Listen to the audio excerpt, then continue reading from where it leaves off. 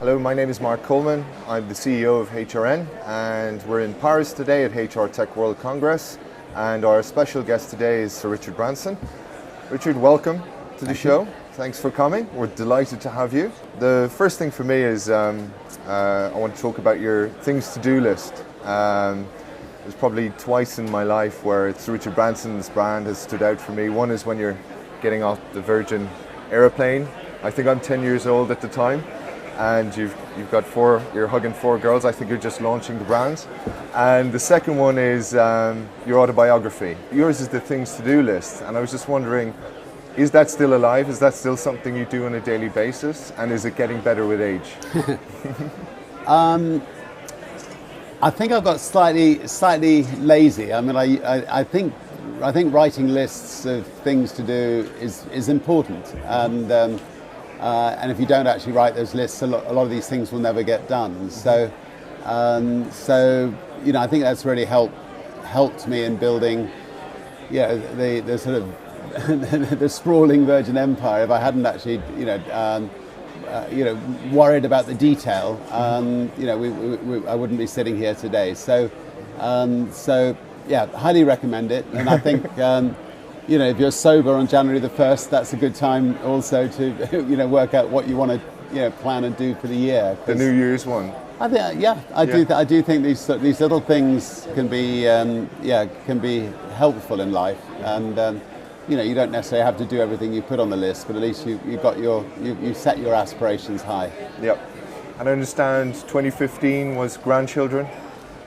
Yes, I mean I didn't write it on my to-do list, but my kids did well there, and so we had 3 grandchildren, all of whom are 10 months old. So it's, we're very, very lucky. My daughter and son are very, very close to each other, so it's great. So 3, that's going to keep you busy.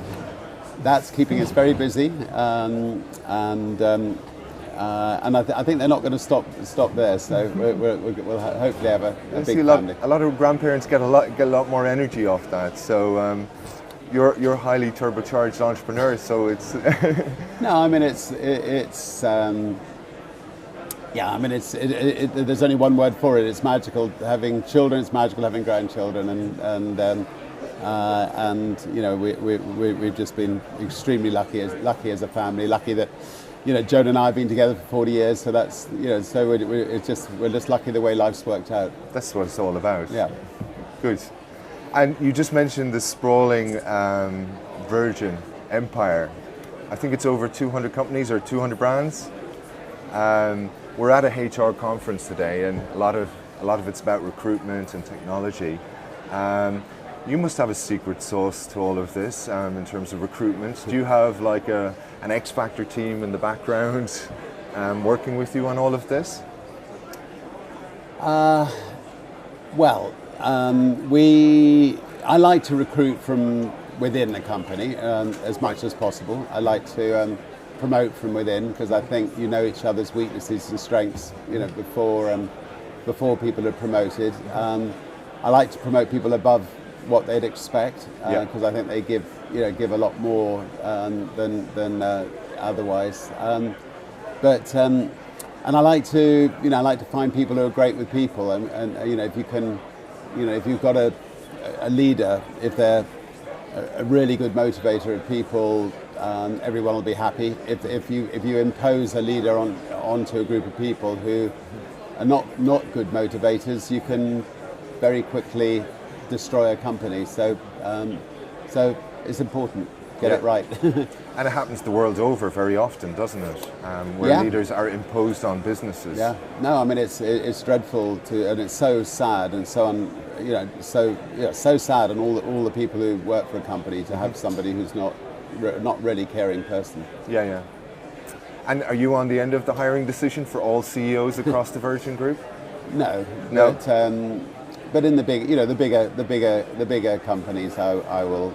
Yeah, I'll get involved, and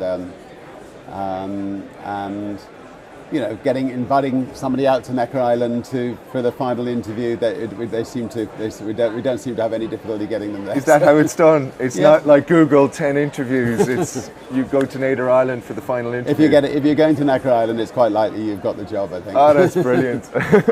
Cool. And then this is a question you get asked a lot. Virgin, well, a lot I think in the last year, because I've seen some videos. Virgin's unlimited leave. You've been into this for 12 months now. Has there been any learning from it? Is it working? Is there any recommendations coming back from leadership and HR? We gave it. We did it as a year as an experiment, and so far it couldn't have gone better. And I think if you treat people as adults and not as children, people will respect that. And we do genuinely like to think of the Virgin as a family. A lot of companies use that word family and misuse it. But if you use it properly and you treat your staff as family, if there's a wedding and they want to go to a wedding, they almost shouldn't have to ask for it. I mean, it's if your children wanted to go to a wedding, you wouldn't say no, you can't go to a wedding. Or if there was a funeral and they wanted to go to a funeral, you wouldn't say you can't go to a funeral. And it shouldn't apply in a company. So I think having a lot more flexibility in the workplace is very important. If people want to work from home, they should be able to. If they want to take Fridays off, they should be able to. So I think just or work at home, they should be able to. So flexibility is important, and you get a lot. Doesn't matter the size of the company, big or small.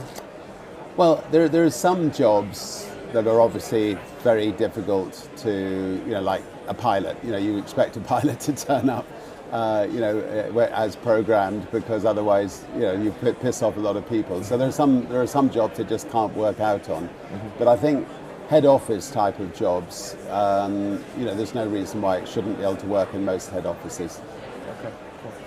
Sir Richard Branson, thank you very much for coming here today. Thank you for having us, and thank you for your donation to charity. Very You're kind. most welcome. Thanks a lot. Thank you. Cheers.